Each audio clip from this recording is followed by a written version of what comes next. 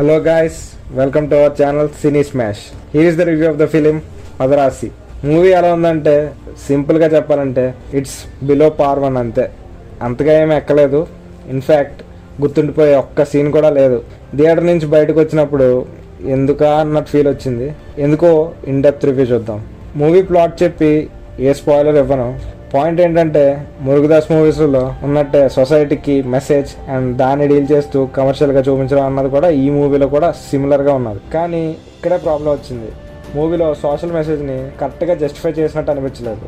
And ఈ kind of movie already ఎక్కడో చూసిన ఫీలింగ్ వస్తుంది. No twist and no turns. Movie beginning నుండే స్టోరీలోకి చాలా ఇన్వాల్వ్ అయినట్టు అనిపిస్తుంది. ఇదే ప్లస్ పాయింట్. మూవీలో ఎక్కడ అన్వాంటెడ్ సీన్స్ రాకుండా స్ట్రైట్ టు ద పాయింట్ రాశారు. అండ్ శివకార్తికేయన్ కామెడీ టైం కూడా చాలా హిలేరియస్గా అనిపించింది థియేటర్లో. Movie Sivakarthikeyan and Rukmini scenes మీదే ఆధారపడి ఉంటుంది. అన్నీ రిఫ్రెషింగ్గా అనిపించాయి. వాళ్ళ వల్లే కొంచెం స్టోరీ ముందుకు వెళ్ళే విధానం అన్నది చాలా బాగుంది. ఇక్కడ క్యారెక్టర్స్కి ఎక్కడ అండర్ యూటిలైజ్ చేసినట్టు అనిపించలేదు. Coming to the directors work, it's decent job అనిపించింది. మురుగదాస్ లాంటి డైరెక్టర్ నుంచి ఇంకా చాలా ఎక్స్పెక్ట్ చేస్తాము.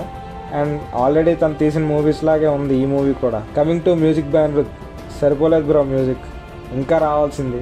థియేటర్లో ఎందుకో బీజిఎం ఇంకా పడాలి అనిపించింది.